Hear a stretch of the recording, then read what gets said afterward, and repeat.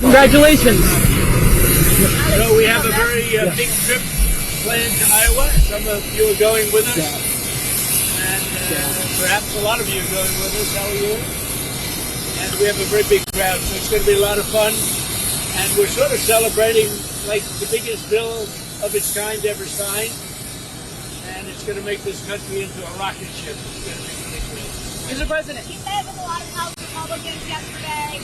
What got them to yes? I think when you go over the bill, it was very easy to get him to a yes. You know, we went over that bill, and point after point, biggest tax cut in history, great for security, great on the southern border, immigration is covered. We covered just about everything. Again, it's the biggest bill ever signed of its kind. Mr. President. Some House Republicans that were concerned about the bill said that they had conversations with you or you make Republicans. What comments did you make? Did you tell Representative Why that you have to act on gun rights? What sort of deals did you make with those people? Well, I talked to a lot of different Republicans in doing it, and we had a good time in being there. I did not have much of a problem with any of them. As you know, we had 2 negative votes, so we had whatever it was, the final vote. Yeah, I think a few of them I did, but I think they would have gone yes anyway. What were the deals? No deals. No deals. What I did is we talked about how good the bill is. I mean, that's a deal, I guess, when you think about it. But obviously convinced them, but it was not hard. This is a great bill. This is going to be a great bill. Mr. President.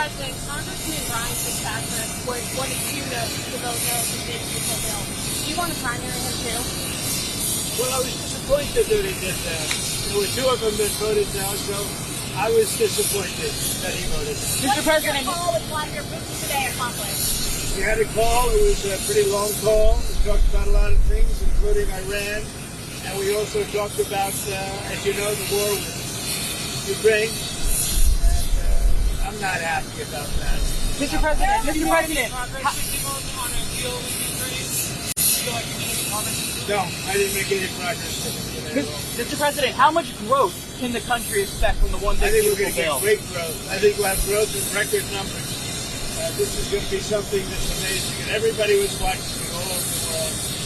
And I want to congratulate the Speaker and Tom Emmer and Steve Scalise and everybody else. I mean, they worked so hard, so hard. This has really been going on for over a year, if you think about it. I think, to be exact, about 14 months. And this was the culmination, and I guess it ended a lot earlier. A lot of people thought it would end up the following afternoon, when it ended up late in the evening. But they were great. What do you think it says? And by the way, on the Senate side, I thought Senator Thune did a fantastic job. What do you think it says about the power you've amassed within your party compared to your first term that you were able to get this over the finish line? I think I have more power now. I could say, oh, gee, I don't know. I think I probably do because we've had a great record of success. You know, my first term was very, very successful. We had the greatest economy in the history of our country. I think we're going to blow it away this term. But, Mr. President, we've proven certain things, and I think probably it's got more gravitas, more power. sir, you signed a trade deal with Vietnam yesterday. A great deal, 40% on transshipping. Can we expect any more of that before next week, sir? So we have a couple of other deals, but my inclination is to send a letter out and saying what tariff they're going to be paying. It's just much easier. We have, far more than 170 countries. And how many deals can you make? And you can make good deals, but they're very much more complicated. I'd rather, and I've been like this from the beginning, I'd rather send out a letter saying this is what you get paid to do business in the United States. And I think it'll be well received. It's just so many countries. And then they go specific. Let's do this, let's do that, beef, ethanol. And I'd rather just do a simple deal where you can maintain it and control it. You're going to pay a 20% or 25 or 30% tariff. You brought in a record amount. We're going to be sending some letters out starting probably tomorrow, maybe 10 a day, to various countries saying what they're going to pay to do business with the U.S. Mr. President, an incident of a Republican congressman was gunned down last night in Washington, D.C. Do you think it's time for Congress to take back control of D.C.? I think that D.C.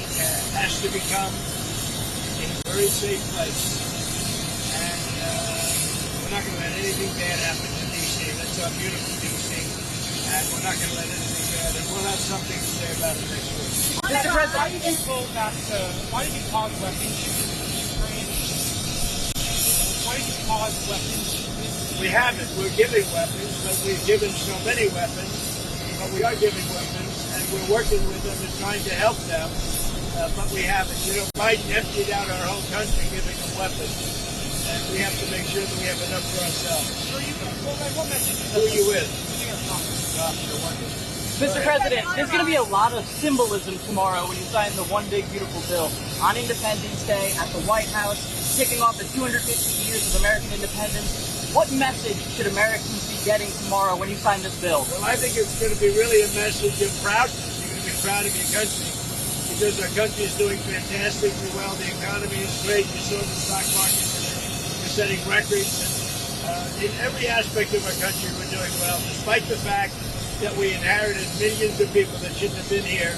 And I think we have crime stats that are coming out that are showing the lowest numbers we've had in many years. And that also despite the fact that a lot of people are here that shouldn't have been let into our country. So they're going to be very proud tomorrow. So we're signing at about 5 o'clock. And at about 5 o'clock, we're going to have B-2s and F-22s and F-35s flying right over the White House. And the Speaker and I and John Thune, we're all there together with I think most Republican senators and congressmen and women. And it's going to be a great day. So we'll be signing with those beautiful planes flying right over our heads. What are your expectations for the next round of talks with Steve Witkoff and his Iranian counterparts? Well, we're going to see. Steve is a great guy. He's a great negotiator. Iran does want to speak, and I think they'd like to speak to me. And it's time that they do.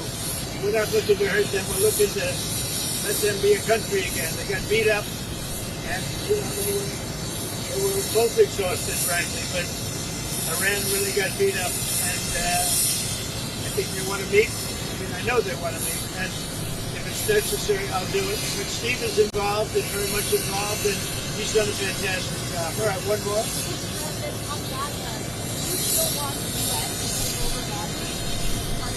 I want the people of Gaza to be safe. I want to see safety for the people of Gaza. They've gone through hell. Thank you very much. Thank you, sir. Thank you, sir.